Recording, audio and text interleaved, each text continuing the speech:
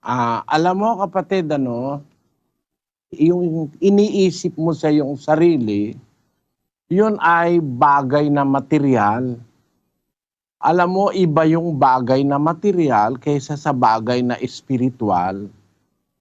Dapat mong maintindihan, ang salita ng Diyos ay mayroong spiritual significance, mayroong kahulugang espiritual. At yung kahulugang espiritual, yun hindi natin yun basta maiintindihan kung ilalagay natin sa material.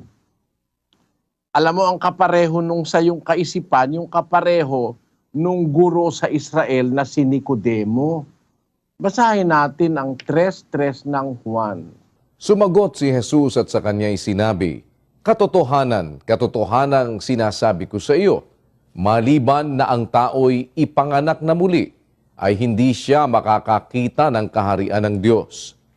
Sinabi sa kanya ni Nicodemo, "Paanong maipanganganak ang tao kung siya'y matanda na?